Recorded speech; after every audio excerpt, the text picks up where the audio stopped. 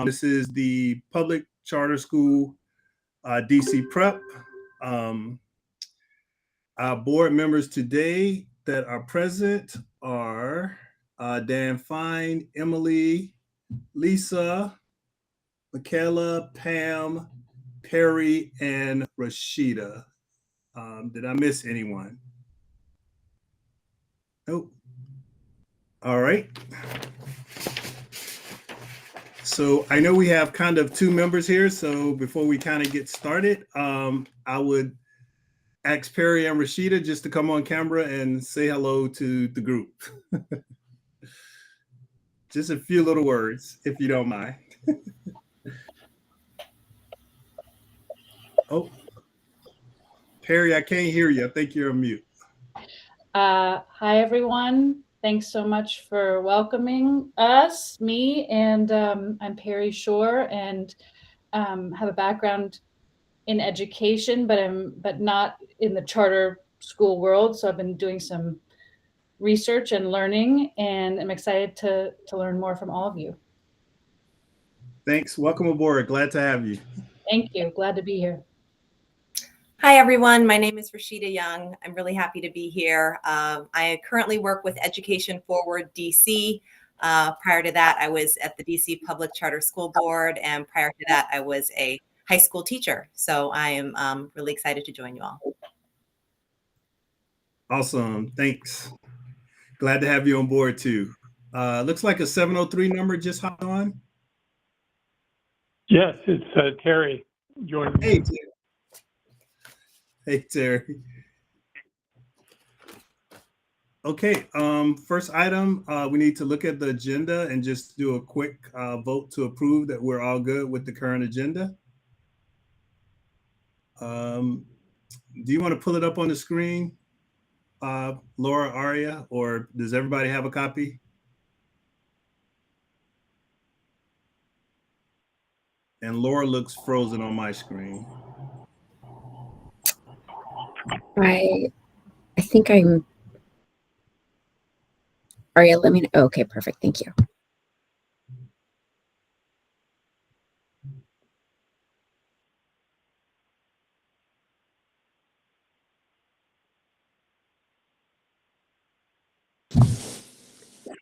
Patrick, if you need a motion, I'm happy to move approval. Okay, yes. Could I get a motion to approve the agenda? So moved. Have a second? Second. All right, we'll have to call the roll. Terry? Yes.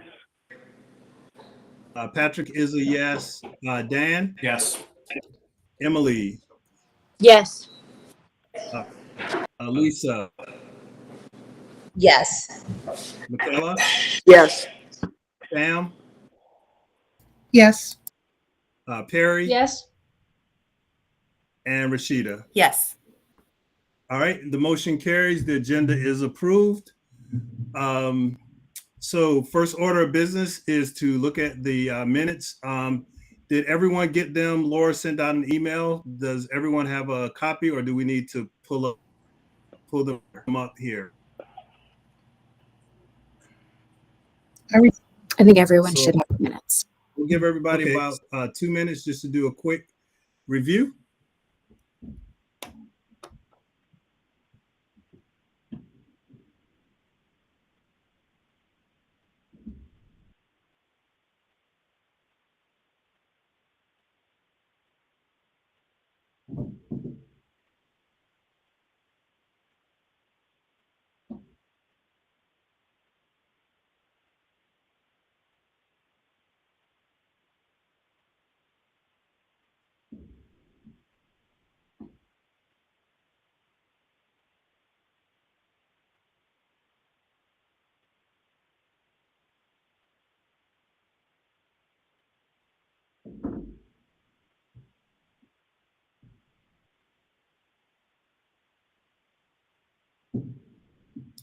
Does anyone need any more time?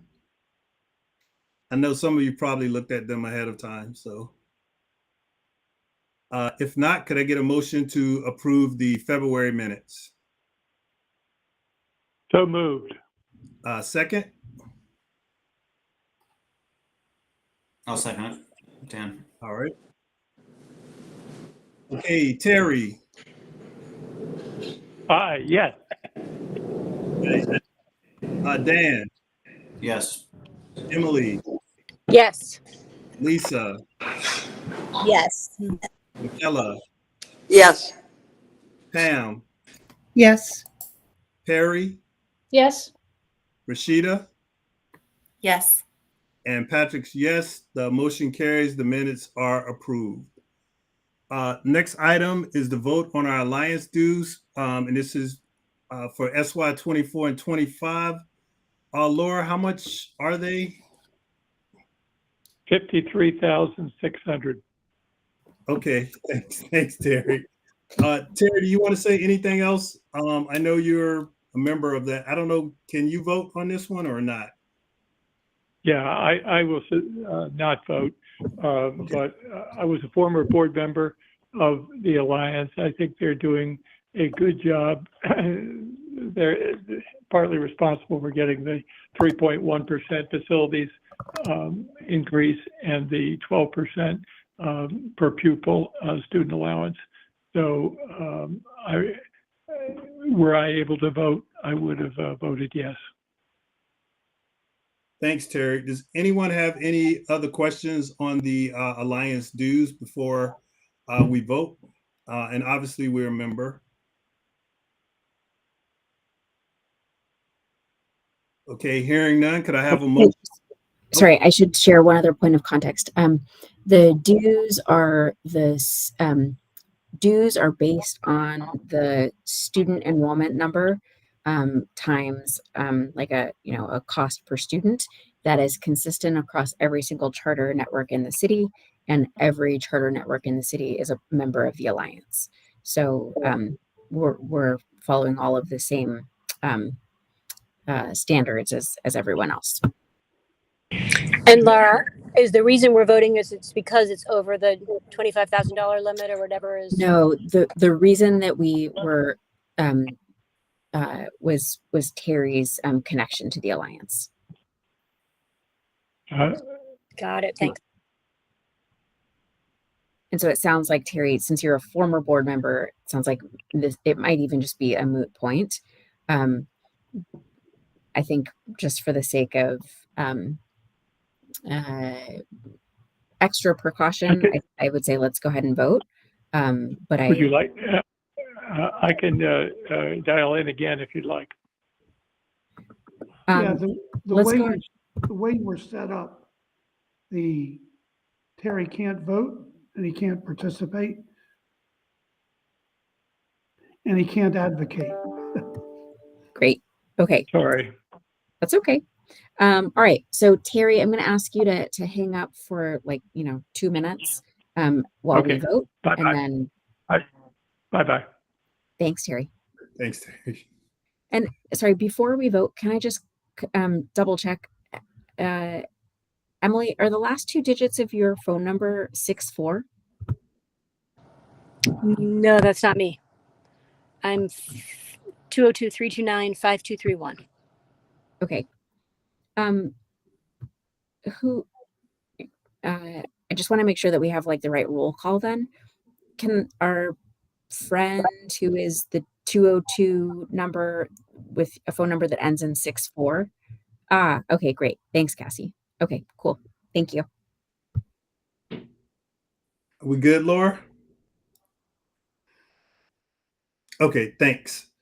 Could I get a motion to vote on the Alliance dues or a motion to approve DC Prep, continue to participate in the Alliance and pay our dues for school year 24-25?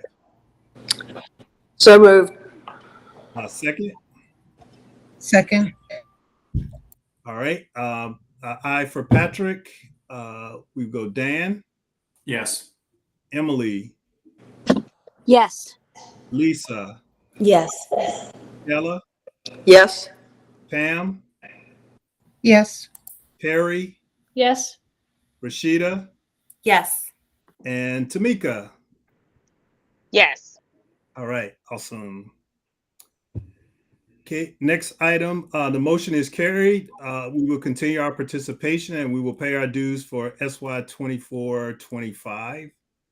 Next item on the agenda will be Dan with the budget update. Great. Thank you, Patrick. Is Terry back on? I can't Yeah, I was tell. gonna say, let's see if we wait for Terry for 1 minute. I can text him and let him know that we're done. Great. All right.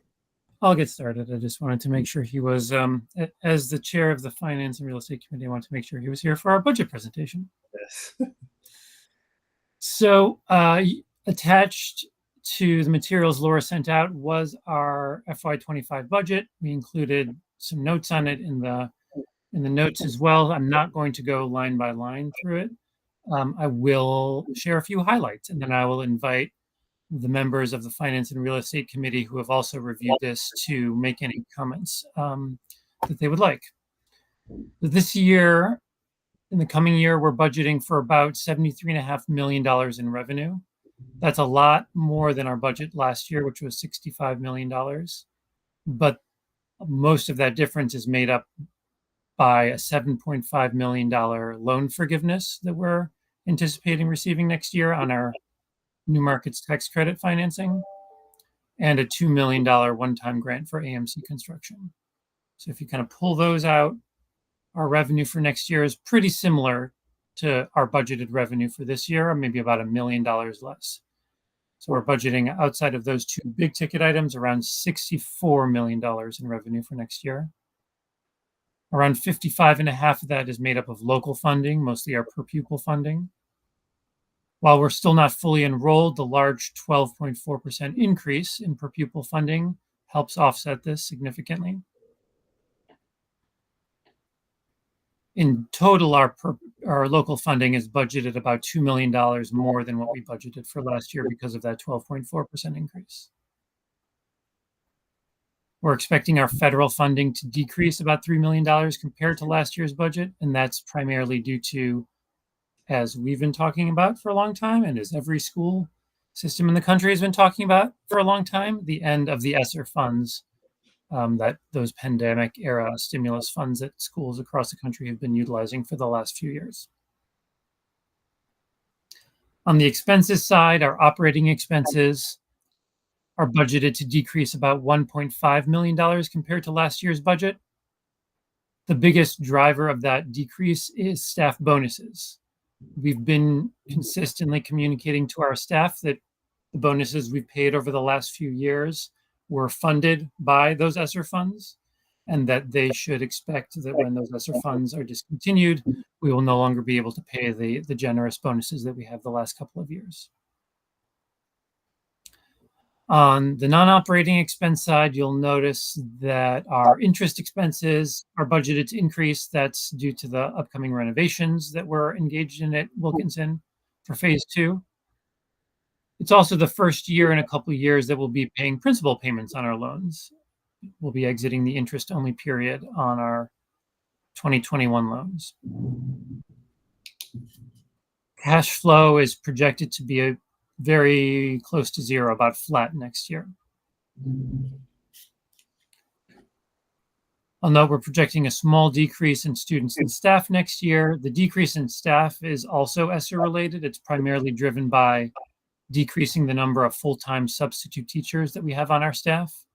During the pandemic, we really ramped up the number of substitute teachers that we brought on staff, in part because there was a lot more illnesses and folks were out of school, and in part because it was really difficult to find contractors who were willing to just come in for a day for substitute teaching. So we brought a bunch of substitute teachers on our staff, and as ESSER funds are rolling off, we're bringing that number back down.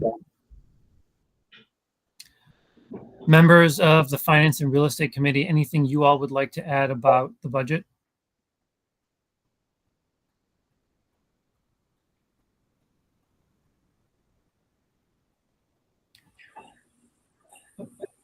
Okay, well, we will like to take a vote on it, but I'd love to answer any questions if the board has any before we hopefully move to vote on the budget. Well, I would say the committee voted unanimously to approve the budget. Thanks, Michaela. Okay, I think we're ready to approve the budget for school year 24-25 for DC Prep. Get a motion to approve the budget as presented by Dan. I motion to approve the budget. Can we get a second? Second. Okay, Terry.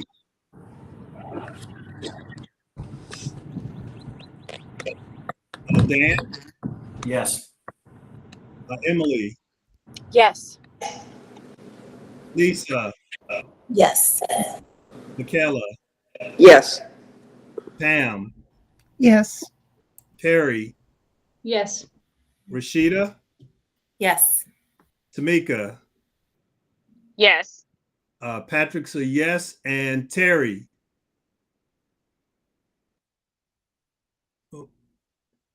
Okay, motion carries. The budget is approved. Okay, Dan, I think you're up again on school plan. I'm up on financing. Before we move to school plan, we have our upcoming loan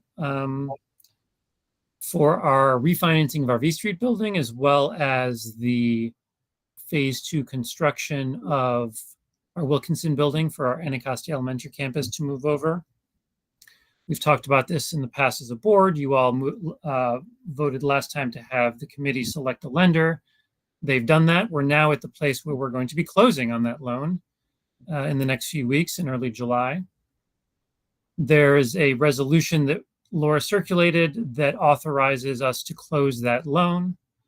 The Finance and Real Estate Committee reviewed this as well and voted that the board approve us closing this tax exempt loan. I'd love to open the floor if the committee has anything they'd like to share, or if there are any questions about the document before we hopefully take a vote. I would just add that I think Dan and Rachel did a really good job and got some great assistance from Y River, or I think they've changed their name. But so we had comprehensive analysis from a third party advisor, got a lot of competitive bids, and a very attractive one from Pinnacle. So I think Dan and team should be commended for getting the terms that they did. Great job, guys. Great job, Dan and team. I know you got a team with you, so awesome. Any other questions? If not, could I get a motion to approve the closing tax loan that Dan just presented? So I have a second. moved. I'll second. Okay, Terry. Yes. Can you hear me? Yes. Yes. Emily, Yes. Lisa, Yes. Ella, Yes. Pam, Yes. Perry, Yes. Rashida, Yes. Tamika, Yes. and Patrick's yes. The motion's carried. Motion is approved. Next item on the agenda would be the school plan. Hi, everyone. Can you hear me? Yes. Yes. Yes. Okay. I'm so happy to be here with you all. It's a really exciting time of year. It's our last full week of school. Friday is our last day with students and staff. We had graduation last week. Tomorrow is the third grade moving up ceremony. We have our end of year field trips. So a lot is abuzz at our schools. I am going to share a little bit about how we performed this year on some of our important outcomes and data. And then I'm going to share about our school plan for next year. And I welcome any questions. I also welcome Laura or others to interject if you want to add any additional context. So I'm going to start, and board members, you have a copy of some of this data if you want to reference any of it. One of our important measurements is NWEA. It's a big assessment that's used nationally, and we look in NWEA at both something called our median growth percentile, which is about it's about growth, and we want to be at a certain high end in terms of our growth for our students, and we're really proud. We pay attention to it in kindergarten, first grade, and second grade primarily. And we're really proud that our scores of how much our students grew in literacy and math in kinder, first, and second grade at Anacostia, Benning, and Edgewood Elementary is looking really strong. In 5 out of the 6 areas, we showed growth that we feel really proud of and really good about. There was one campus for literacy that wasn't as much growth as we would like, but we feel good about where our students did and what we see as possible with us for the future. We also, with that same assessment, we look at not just how do kids start and what do they grow to, but also how do they perform and what is their achievement. And we feel really great about the reading and math results at our elementary schools as well. We look to see that a certain percentage of our students are at or above the 50th percentile nationally on that particular assessment. So we're feeling good about our kindergartners, first graders, and second graders in reading and math across our 3 elementary schools. We have a different assessment that we pay a lot of attention to in 2nd through 8th grades. So 2nd grade gets a double dip because it's an age where we sort of change the way our teaching happens. So we're still trying to teach foundational, but we're pushing into more rigorous and complex thinking. And we use the Achievement Network assessments, which we administer 4 times a year, but those are also used nationally. And they are a great predictor of how our students will do on the CAPE assessment, which they took in April. CAPE is the new name of the PARCC assessment that we used to administer. Same test, new name, and we don't get those results until August or September, so we don't have them yet. But we are feeling really good about the results. In almost every grade, English and math, at all 6 of our schools, students performed the same or better than last year. And as you all know, our math data was really strong last year. It continues to be really strong, and we are hopeful that it'll be even higher this year. Our English results were really strong, and when we look at the data, one of the things we see is that the longer students stay with us, the better that they do in terms of their reading and math achievement. Hey Cassie, should we be looking at this PowerPoint doc that was sent? Is that what you're sort of referencing? Yes. And just like, are you on the slide? I was on slide 6. Exactly. And so how do I interpret the 2 campuses that were like, So our 2 of our fully grown middle schools, one thing to note is that we did not administer ANET 4 for our 8th graders because we administered it last week, and our 8th graders were already on to their end of year trips and graduation and everything else. And so when I look at Cycle 4 actual data, the averages in terms of the percentage of students who are performing well are off from, it's not inclusive of 8th grade, which is where we often get like a big bump because our 8th graders do really, really well on our ANET interim assessments.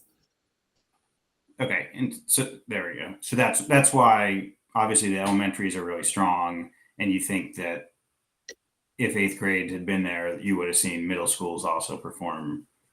Yeah. And I think, I also think about our, we have work to do. We have work to do in terms of our achievement. The averages, the ANET, the Achievement Network, who makes the assessment and they administer it across the country, they try to do some comparative data around like what do students need to score on an ANET that's indicative of doing well on something like CAPE or PARCC or Smarter Balance, one of these big nationally normed assessments that we administer in the spring. And it changes by grade level too. And so sometimes in like the 7th and 8th grade, the score that we're trying to achieve is like only really like 55%, because the assessments are much harder and more rigorous. So I think there's work to be done.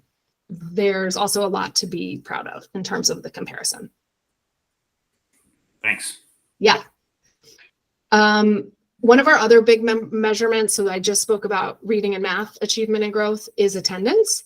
Attendance, as most of you know from reading the news, become a really big challenge for schools across the country and across Washington, D.C. Ever since the pandemic. And we have a huge emphasis on attendance. We believe that kids coming to school every single day builds the habit for a successful future, for high school, for college, for their careers. And so we look at both our average in-seat attendance, which we have always, since our, over 2 decades of being in operation, strived for 95% attendance. 95% of our kids are in their seats every day. And pre-pandemic, that was a number we would routinely get at all of our schools. So we have seen significant dips, just like schools across the country, but we are higher than we were last year at every single one of our schools. So that feels promising, but it is something that we spend a lot of energy and emphasis on in parent communication, in individual outreach, in lots of individual problem solving.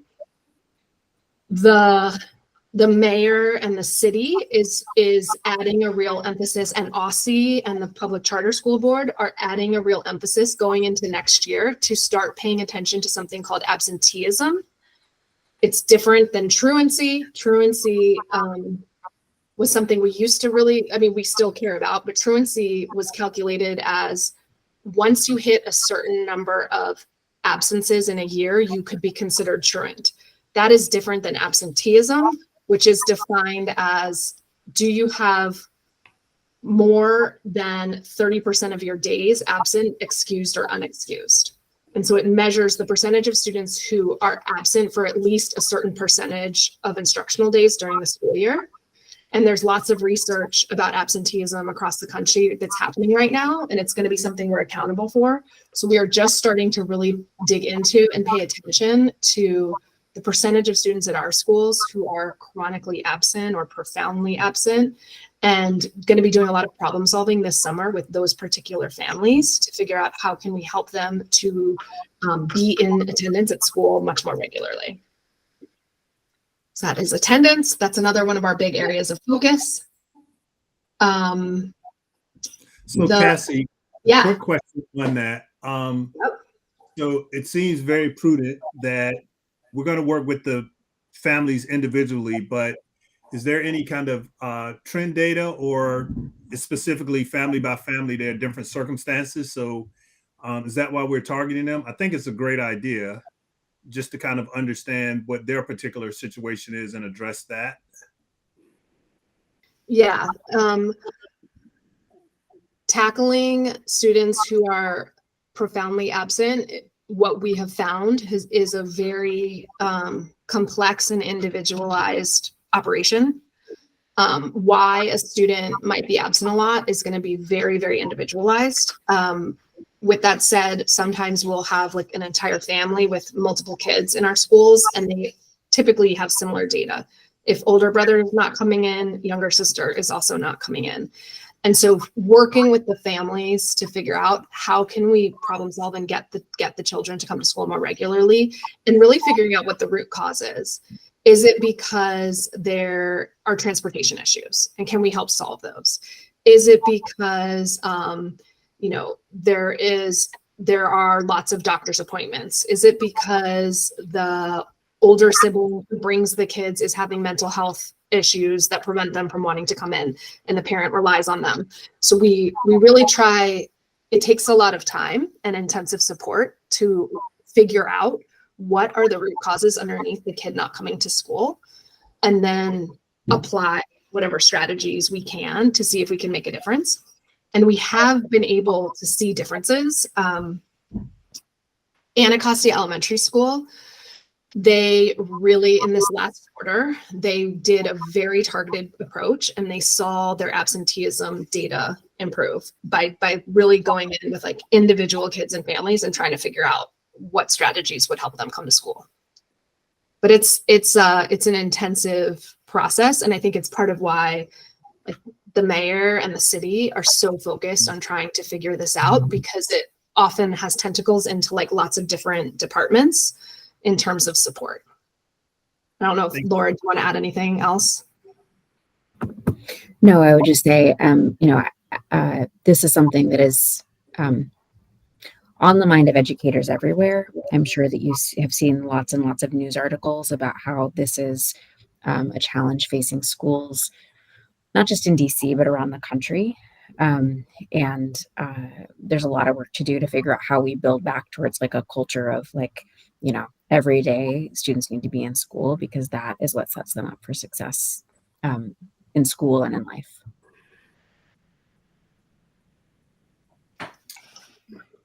Yeah. Okay. Thanks. Yeah. So we also are really paying attention to our survey data. You all know we look at staff survey data, family survey data, and student survey data. Our kindergarten through 8th graders do take a survey 4 times a year. We really use those results.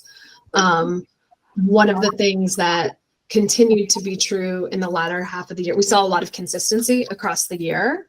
In general, our elementary school students report feeling more safe, more encouraged, more belonging than our middle school students. That has been a trend for us for a number of years and stuck through 4th quarter with us. And one of the things you'll hear when I talk about the school plan that we're really trying to tackle going into next school year is this idea that we're calling a platform for learning. And we're thinking about how can we focus a ton of our energy on making sure every single classroom at all 6 of our schools has what we're calling a platform for learning. So the classroom is safe and structured and organized and has clear routines that all kids can follow. The teachers are emphasizing relationships and community and teaching our social emotional curriculum and the skills that align with our social emotional curriculum. That the teachers are, using lesson structure and pacing that we provide and believe is strong, so that we can crack into this, like, how can we make sure all kids feel safe in our schools, physically, emotionally, and able to take risks and learn and try and make mistakes. And we are hopeful that some of the strategies that we try for next year in a more prioritized fashion around student support culture in our classrooms and what we're calling a platform for learning is going to help us to see a difference in how kids feel about coming to school at DC Prep.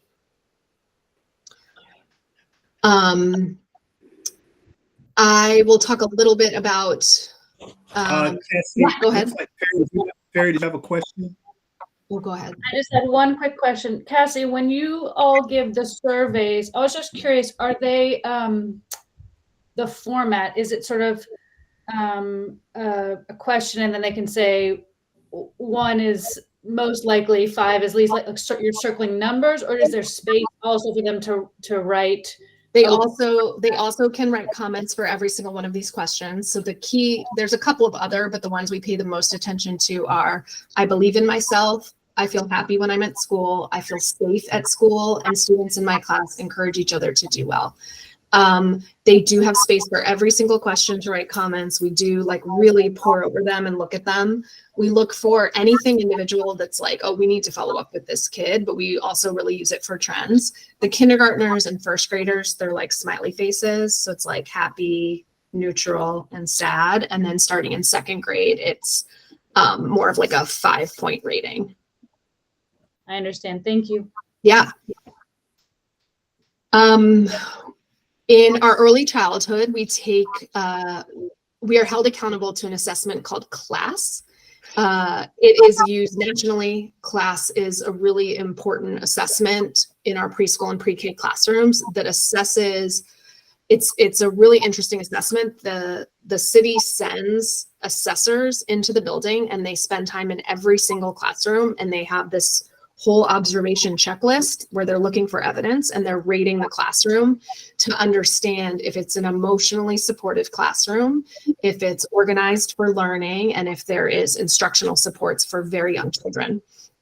And we did really well in class. Again, we continue to be,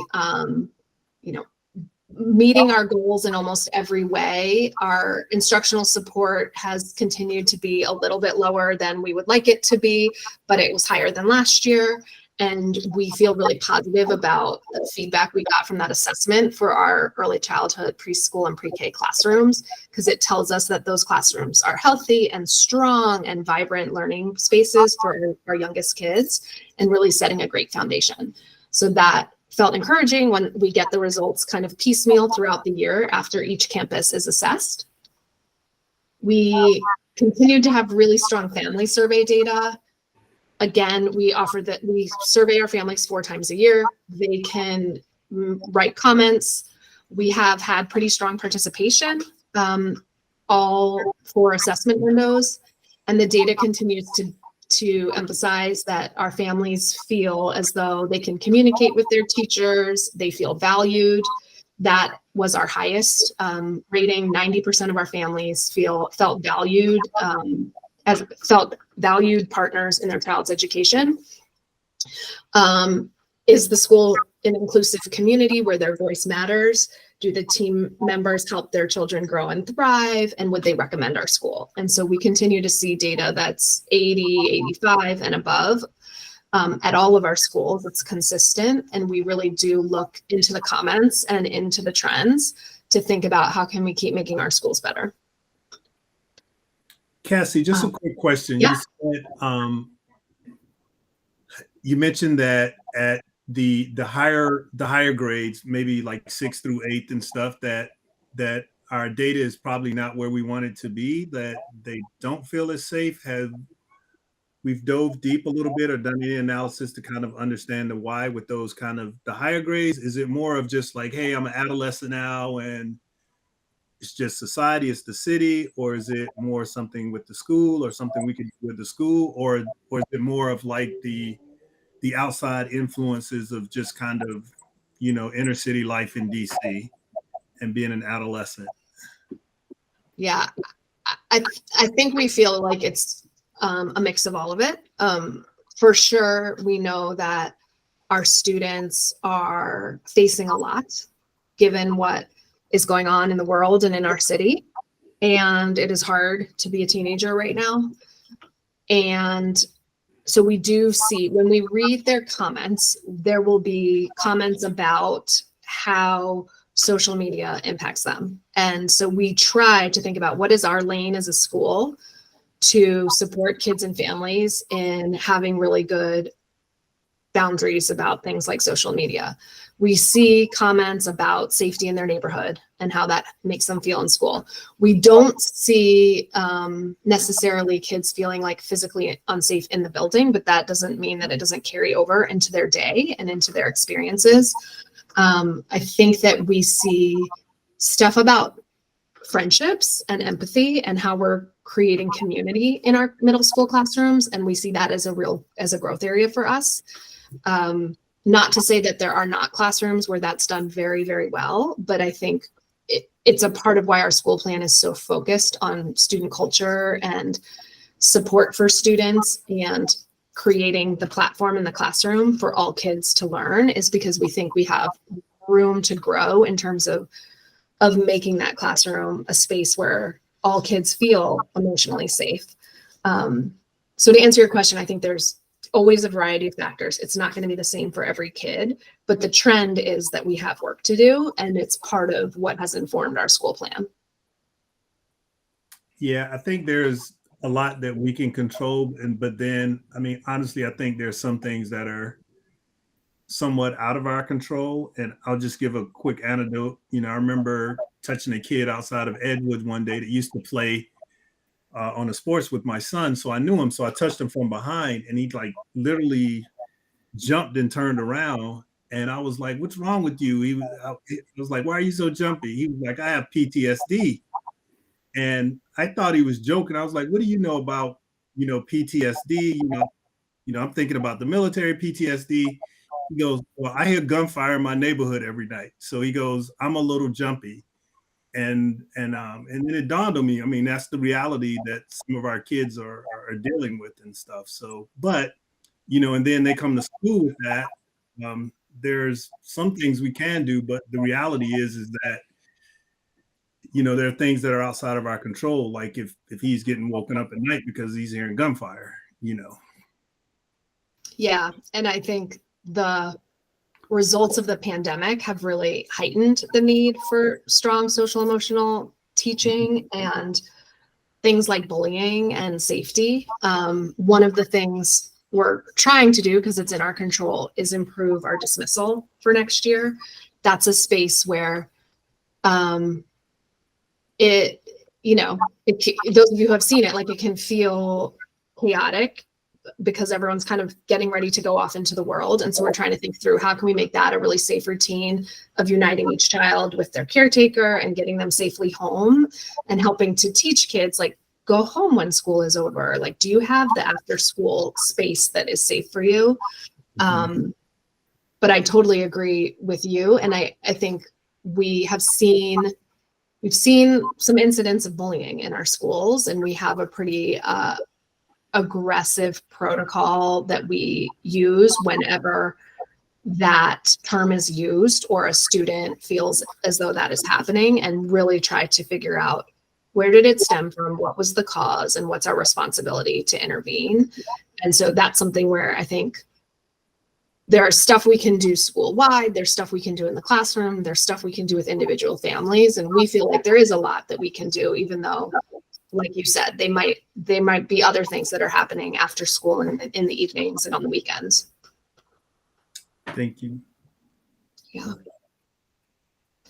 Okay, so I talked about achievement and growth data for literacy and math. We talked about attendance. We talked about our early childhood data. We talked about how our students feel about school, how our families feel about school. The last thing is just, thinking about students who are struggling academically in our schools. We do run a summer school. It's a pretty small summer school. We offer it for students who have something called extended school year it's often for students who have special needs. And so a lot of our students who come to summer school are students who have IEPs, and so that we can extend the school year and provide them with instruction throughout the summer. We also offer it for students who have failed a subject area. And in rare cases, because we sort of really believe in supporting all kids and intervening and long-term growth, we sometimes do retain students. We have a couple of students who will be retained. In all cases where we retain students, it is 100% decided mutually with the family, and in and after lots of communication across the entire year about the student's performance, and not a decision made lightly, because we know the long-term impacts that can have on kids, both good or bad, and try to really predict and talk through that with the families. But that's something we start grappling with at about February. We start having promotion and doubt meetings with families where that might be possible, and start engaging with them in the conversation about how to intervene or what will the path forward be. Any questions about that?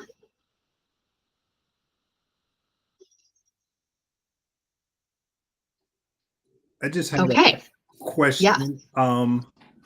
Laura, to you, I know it's not on the agenda, but I think it aligns along with what Cassie's talking about, particularly on making sure that our students feel safe and getting everything that they need. Could you talk about just briefly where we are with I think this is the first year that we're going to send the two teachers off to get their master's degree in psychology and stuff, and how that kind of fits into the overall plan of making sure that our kids are feeling safe in the classrooms. Just real quick. Yeah, absolutely. But actually, I'm going to invite Maura to speak about this because she's done like all the work to make this possible. So, Maura, can you speak about the work that you've done to try to build an internal pipeline of clinicians? Happy to. As Cassie said, attendance is an issue and clinical staffing is an issue across the country. Finding highly qualified clinicians has been something that has been an issue for our school and many schools. Currently, the Department of Behavioral Health has a program in our schools where they staff clinicians, and even they report they are unable to fill the roles that the city has allotted because they just can't find people who are trained and eager to work in schools. So we took that idea. We worked with the Charter School Growth Fund. We submitted a grant that was accepted to start researching the development of a clinical fellowship program. We met with a number of universities in the area and determined a program that was a strong partnership in alignment with our goals for strong school-based counseling models.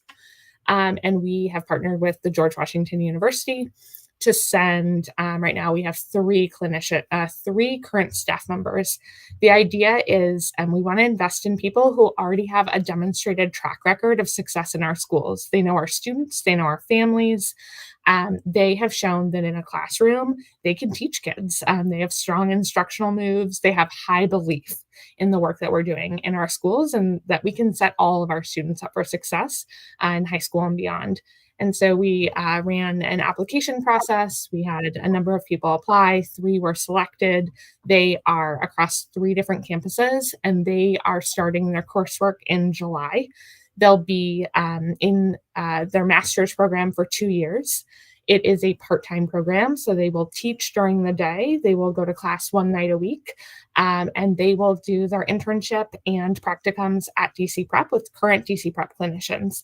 The idea is building not just strong clinicians, but clinicians that really know and believe in our schools and our students, and who will then turn into a pipeline for clinical roles in our schools. The people who we will send to the fellowship will commit. They have committed 4 years to work as clinicians in our schools following completion of their master's program. Thank you. It was awesome. Okay, so I'm gonna share a little bit about future, so school planning. One thing I wanted to share is that both OSSE, the Office of the State Superintendent of Education, and PCSB, the Public Charter School Board, have introduced new frameworks for accountability. And I wanted to share what they have made most important in those frameworks, because they are going to shape our goals, because we want to be the top performing school, the school network in the city. And so, sorry, I think I heard someone. Oh, okay, sorry. So the STAR framework is OSSE's new framework. On that framework, you want to earn 5 stars. That means you're the best. PCSB's new framework is Aspire. They made it opposite to make it confusing. You want to be level 1 to be the best on Aspires. This is very high level. It's way more complicated, but at a very high level, to be top tier in either of those frameworks, we will strive for low chronic absenteeism. So that's why I spoke about absenteeism and really trying to figure out how do you support kind of those very high need kids who are struggling to come to school. Very strong re-enrollment. So once families come with you, do they stay with you? Are they satisfied with the school and do they stick with you? The third important indicator is going to be that a high number of students score a 4 or greater on CAPE. That's the big assessment we take in April in 3rd through 8th grade on math and ELA. It's 5 levels. To score a 4 is very hard. And we're always striving to have more students achieve at that very, very high level. It's an indication that they are extraordinarily ready for the next grade level. And so that's a big goal of ours. The 4th most important thing will be that students are growing. So there's a very strong emphasis on growth. So where are students starting with you and where are they getting to? And they will use both NWEA and CAPE to assess, are you growing kids? And are you growing kids in all subgroups? CLASS, which is the early childhood assessment, is your early childhood program, have a strong foundation. So that will continue to be very important. And the final indicator that will be very important is access. And that's about our English language learners and if they are growing. And you have to have a certain number of students who are identified as English language learners in order for that to count. So that is predominantly most important at our Edgewood campuses, where we have a higher number of students who are English language learners. For all of these, in both OSCE and PCSB's frameworks, they'll be looking at subgroups, both racial subgroups, economic subgroups, student profiles. Are they, do they have IEPs? And they'll take all of that together to help figure out the calculation. So these will be big drivers for us at DC Prep. So we're thinking about those goals. We have created goals as a part of our 5-year plan. And I'm not going to spend a ton of time on this, but at a very high level, we are going to focus on scoring in one of the best 2 tiers in both of these frameworks, that our student enrollment grows, that we retain our staff, that our students have an excellent school experience, that we support our alumni to achieve success in high school and college, and that we serve our communities to be an enduring organization so that DC Prep is here for 100 more years. Emily, do you have a question? I think you're on mute, Emily. Hear me now? Yes. Cassie, it seems like the performance frameworks have become more sophisticated, which is good, I think. And so I'm curious, like big picture, do you feel like if we do well on those things and other schools do well, is it actually an accurate reflection of us actually contributing to a student's positive, well-rounded education? You know what I mean? In all levels, because there used to be so many ways, not that you would game the system, we couldn't really, but schools that happen to have a lot of very affluent kids who might have come in at a high level could do really well. And so it wasn't clear, is the school contributing to their success or not, right? And it seems like, at least looking in a more in-depth way, that maybe there's more focus on kind of assessing the value add by a school to all students. Is that true? It's a great question. I don't know that I have a perfect answer. I think the fourth bullet here, the student growth, is going to be the one where we at DC Prep are able to shine, because we can show that when students come to us, we can help them grow, even when they come to us not as high academically. I definitely invite Laura or Dan or others to jump in if you have additional thoughts on that. I think in some of the higher income parts of the city, wards of the city, if you look at the data, they already have lower absenteeism than we have at our schools situated in wards 5, 7, and 8. They have higher numbers of students who score 4+, but what they may not always be able to show is when they receive kids who are like behind or not yet on grade level, are they able to grow them? And we have been able to demonstrate that we can do that. Sorry, Cassie, and apologies if you mentioned this. The parenthetical at the bottom where it says across subgroups, does that imply, like sort of to Emily's question, that our at-risk kids will be compared to other at-risk kids and there'll be an adjustment, or not? Yeah, I might ask Dan Englander to jump in and probably explain it way better than me, but I think that's another great point, because they're going to look at all these subgroups. We will have high percentage of kids who are in the at-risk or who are in, certain subgroups that will then help us if we are able to show that in this subgroup of at-risk kids, we have low chronic absenteeism versus another school who has at-risk kids, but those are the kids who are chronically absent. Yeah, I'll jump in and say, Emily, to your question about, are these better or more accurate measures of our value add as a school? On the one hand, it's never really going to be, I think, we're not going to feel like it's a perfect measure for a zillion reasons that you can probably imagine. But on this point about subgroups, one thing that is new and different, and what this parenthetical to your question, Dan Fine, is indicating, is that all of these different measures get rolled up into a big calculation. Our score at EMC was 83 points out of 100 on the school report card, for example. And on both of the systems, OSCEs and PCSBs, 40% of our overall score is driven by our at-risk population. Not because DC Prep has a large at-risk population, but for every school across the city, 40% of their score is driven by their at-risk population. So in that way, yes, you know, we will be sort of, in that sense, rewarded for doing great work with our at-risk students. And if other schools are not doing that same kind of level of focus and helping their at-risk students grow, that will be visible in their scores in a way that it wasn't necessarily true in the past.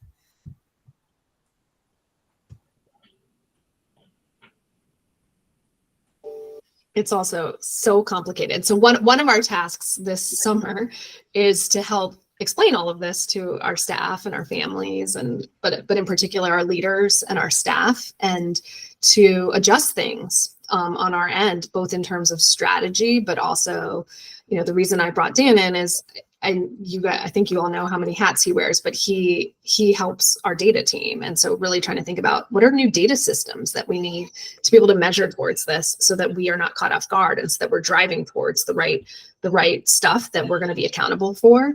And fortunately, it's all stuff we believe in. Like, we believe in having great early childhood classrooms. We believe in growing students. We believe in families feeling connected enough that they want their kid to keep coming back.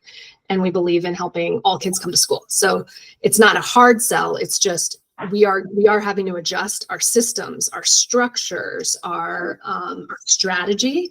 And so a lot of our summer training this summer it starts with and is grounded in a deep understanding of these new goals and trying to help teach people about them. I'll just add in quickly. Dr. Walker Davis, who leads the PCSB, has been doing a bunch of information sessions to kind of really try and make sure that people understand the new Aspire framework. Those have been recorded, and she's going to send those out. I will be happy to share those recordings with the board as well, in case you want to learn more about the Aspire framework. Okay, so our 5-year plan, we've talked about this as a board. I won't spend a lot of time on this. We have some strategic priorities. They're in 4 categories: college prep classrooms that spark a love of learning, effective teachers everywhere, strong family partnership, and being an enduring DC Prep organization. I know we've shared this with you in the past as well, but this is something, if you want to go back and look at like where are we headed over 5 years, I think this is a really grounding, high-level summary of what we're intending to do over the next 5 years.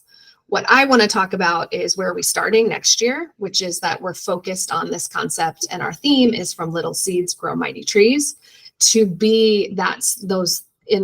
To achieve what we desire as a part of our 5-year plan, where are we starting next year, which we're viewing as year 1. So if our 5-year goals are that we are scoring in one of the best 2 tiers, we have excellent student enrollment, really strong staff retention, students who feel really great about school, our alumni are doing great, our organization is doing great, where are we going with next year? So our focus for this coming school year is student support, tier 1 culture and platform for learning. I know that's very edu speak, but that idea is that we want to focus on having a really strong culture in every classroom. So it's a community where the expectations are high and clear, where every person has a role, where the routines are in place, where it's safe for people to take risks and to learn and to grow. The student support focus is about making sure that we are adhering to really strong practices and strategies for our kids who need the most help. So that could be a kid who needs academic help, behavioral help, social emotional help, but that we know who the kids are that need the most support and that we have really strong plans in place to intervene and support them. The third focus area, collaborative planning meetings. The idea here is that our teaching teams have space to meet and to talk about their students and the data and what they're driving towards and what everyone's role is going to be in helping the kids to achieve goals. And we're going to do all of this through a focus on leader development. So that's in the top corner, leader development. We're coming in with this theory that if we can help our leaders be truly excellent in what they do, that will drive the strong student support processes, that will drive the strong tier 1 culture, that will drive the capacity to bring teachers together to look at data and to plan rigorous and joyful instruction. We're really excited. We have really strong leader retention. We have a fantastic team of about 65 leaders who will be with us this summer, and we're very excited about them. I know you saw some more data and stats in the board report from Maura about them, but we're very focused on how do we help our leaders, because our theory is if we help the leaders, they help the teachers, they help the kids, and it's a beautiful ecosystem. And Cassie, we have 3 new principals next year, right? I think we do. We do. We have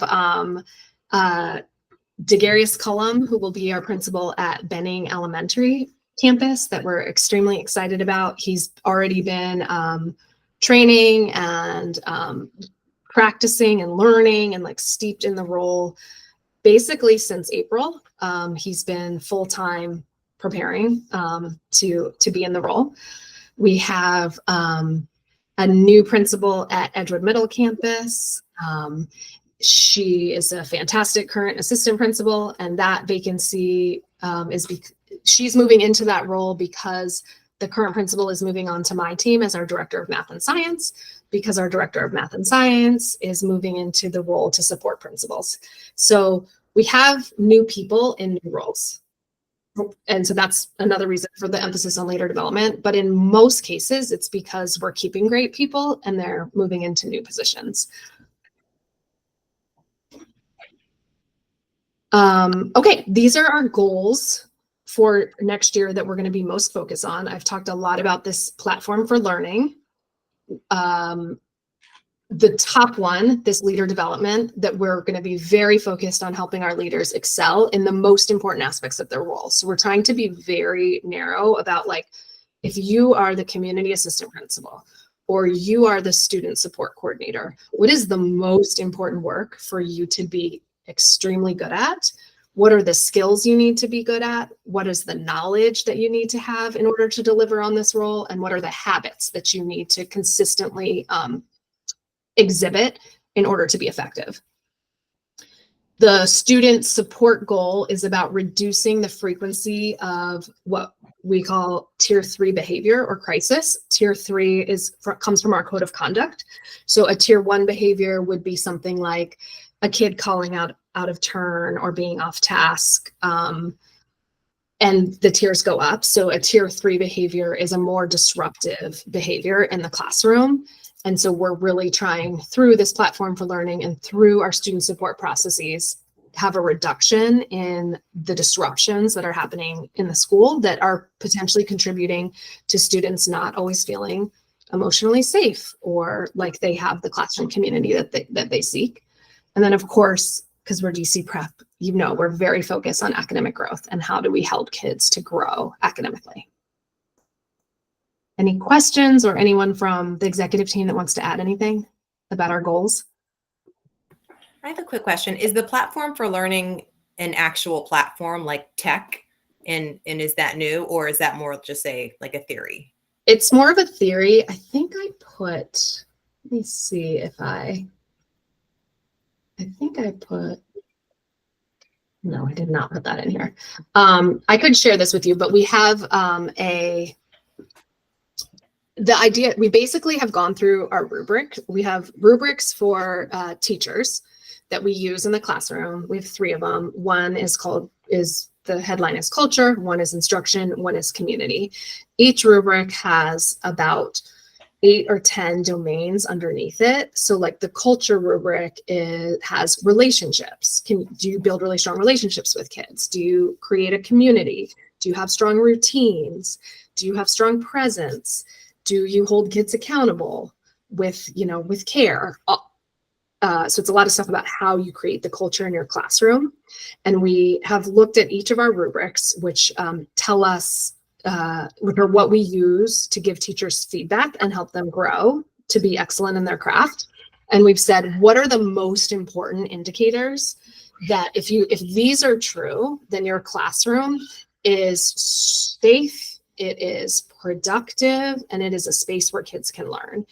And what we're going to do in the fall, starting on the first day of school, and we'll train the teachers in August and we'll train the leaders this summer, is we'll be frequently going into classrooms and giving teachers lots of feedback on and coaching on if there's one of these indicators, these high priority indicators that we believe are most essential for a strong platform for learning. If it's not in place, how can we quickly coach you to put it in place?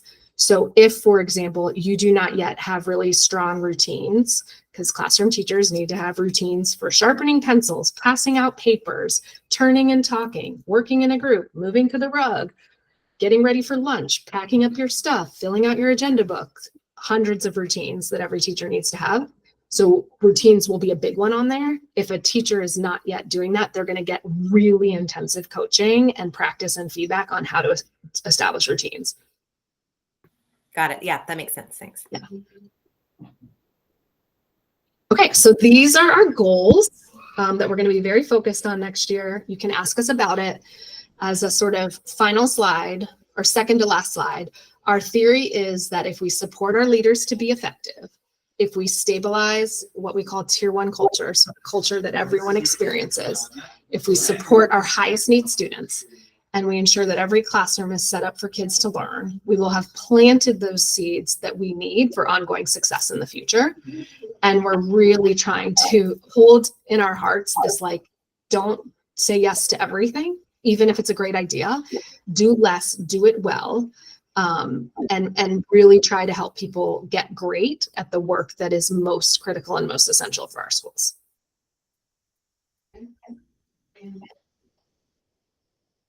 And I think I'm done. If anyone else has any other questions. No, awesome, Cassie. Thanks for that presentation. Yeah, sounds very clear. Thank you.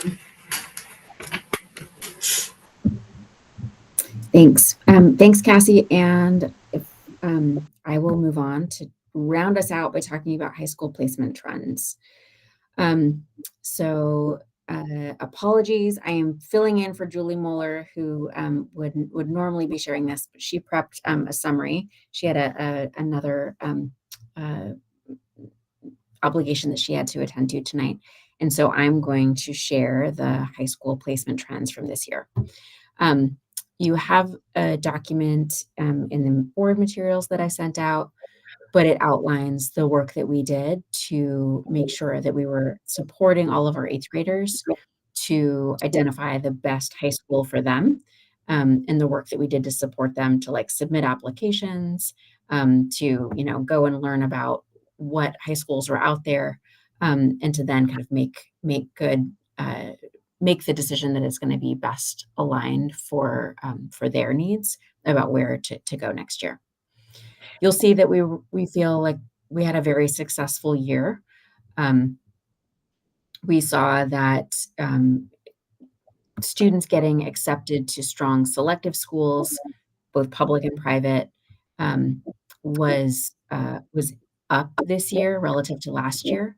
At BMC, we had 47% of students who were accepted to, a selective school or a private school. And then at EMC, we had 44% of the 8th grade class who was accepted to one of those strong selective schools. So I will let you all take a quick look at, what we shared here.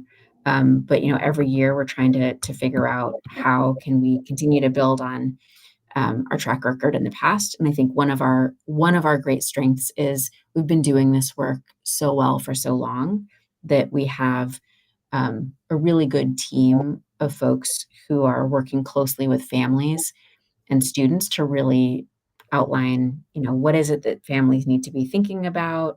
How do we create opportunities for students to practice, to get ready for interviews?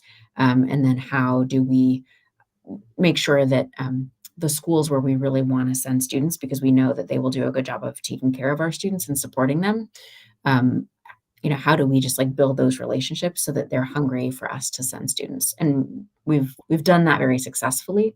We know that there are a number of schools that every year they want to take a couple of our students because they've seen our students thrive once we send them. I'm happy to take any questions if you have them.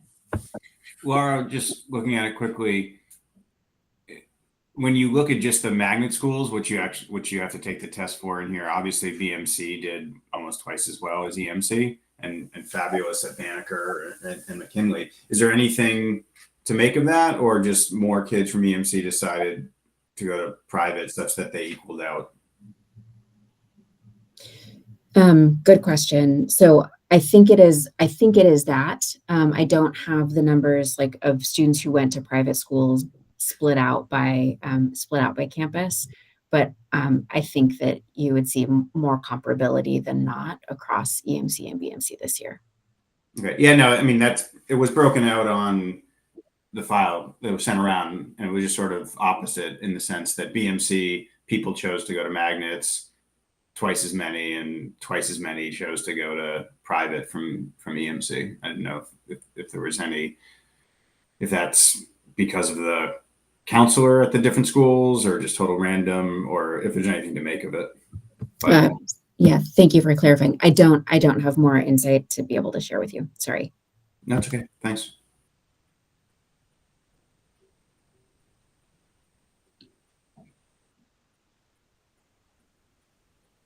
Any other questions? I mean, it's a good news story for us this year. Absolutely.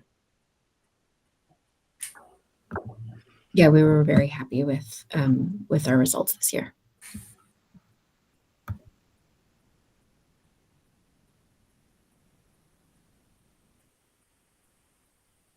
Okay, if there aren't any questions, I think we can probably go into the closed executive session. Does anybody have anything else just for this kind of general public session? If not, could I get a motion that we go into the closed executive session? I just wanted to first say thanks to everyone for all their hard work. There's a lot of really good news and great results here. So we appreciate you all. Thank you. I totally agree with that. And I love the new fellowship idea. I think that's terrific. Can't wait to hear more about how that goes. Dan Engler, can you hear me? Yes, Terry. Do we need to pass a resolution, or did we, for the funding of the new school? We did. We voted on the closing resolution for the bond. Thank you for checking okay. that. Okay.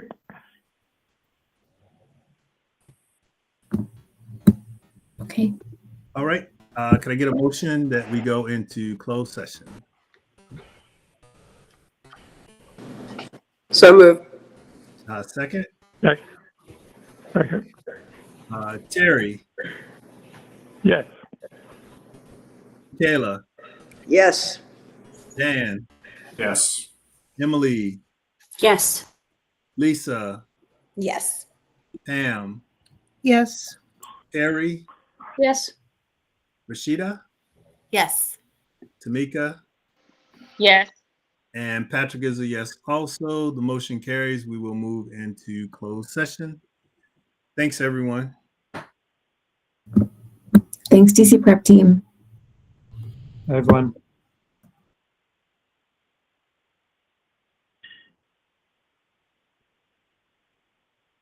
I'm trying to just verify that your team is dropped, Laura. Yes, and I'm going to now stop the recording.